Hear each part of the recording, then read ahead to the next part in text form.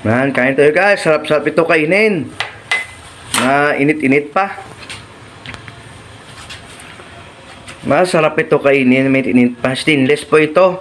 Yung gamit namin, oh. Sinisigurado namin na malinis na pag-process po ito. Nagluluto kami ng puto lanson.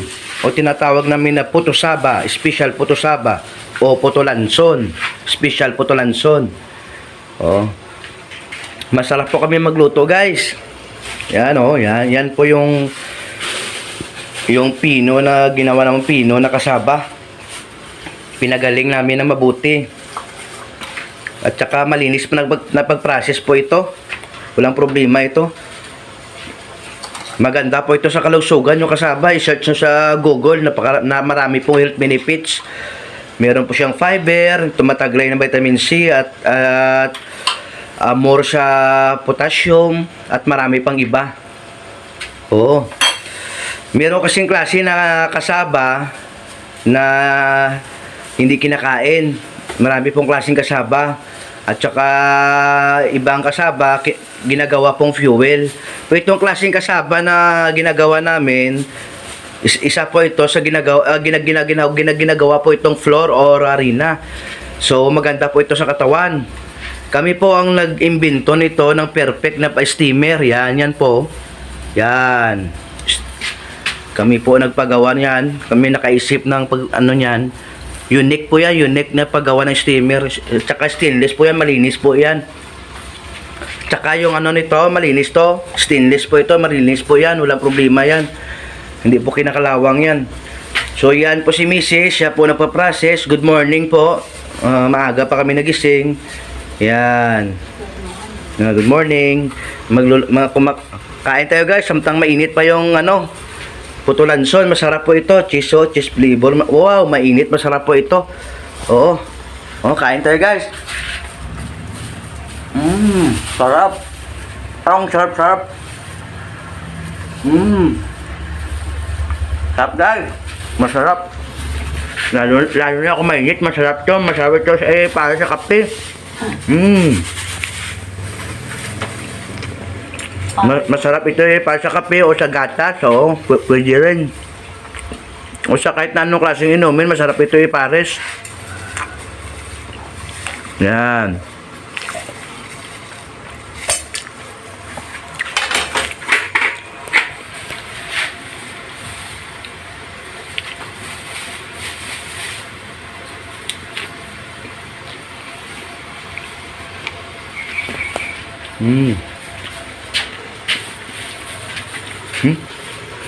Ano yun? Kaon ta, kaon.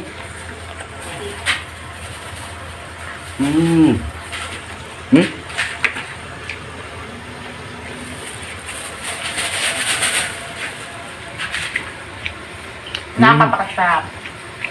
Masarap to. Cheese flavor.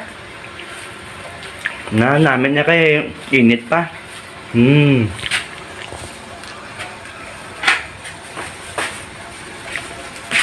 Masarap po kami magluto ng puto lanson. At sinisigurado namin na malinis na pag-process. Yan. Para mas healthy sa katawan. Pampalakas, pampasigla po ito. Yan. Good morning po guys. Yan po ang puto lanson. Special puto lanson namin. Wow. Kain tayo guys. Masarap ito. Masarap ito sa almusal. Sa umaga. Wow. Masarap para sa kape o sa gatas o sa kahit anumang inumin na pwede yan sa Milo pares. Masarap kasi mainit-init pa. Wow. Gausang pa ko ba? Namit kidya. Matilaw ka mo guro, init pa. Makasiling ka mo siguro nga makaon ka mo liwat. Yan. Ang nga, raya sulugbahan ng namon nyo. Sulugbahan sa mo isda daw. Ginabutan na mo uling. Alam sa mga daw. Sulugbahan sa mo isda. Ari naman nyo. Nan. Oh, stainless po ito. Malinis po ito. Stainless to. Maganda kasi pag stainless kasi malinis kasi. At saka advantage, hindi siya kinakalawang. Oo. Yan, ito po yung steamer namin. Yan. One steamer, stainless. Yan. Stainless po yan. Kami po ang nakaisip na maggawa ng ganyang klaseng perfect na paggawa ng steamer na yan para sa pagluto namin ng putulanson. Yan. Si Mrs. nagluluto po.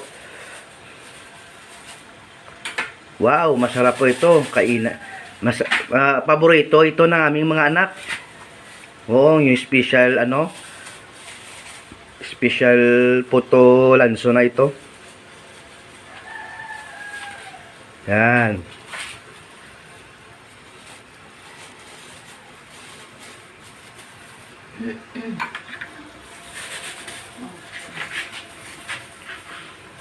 Wow, masarap. Masarap naman ang aming pang-almusal. Salamat sa Diyos sa kanyang pinagkaloob. A million thanks to God. Okay, good day everyone. Bye-bye. Bye-bye na lang ka. Bye-bye. Bye-bye.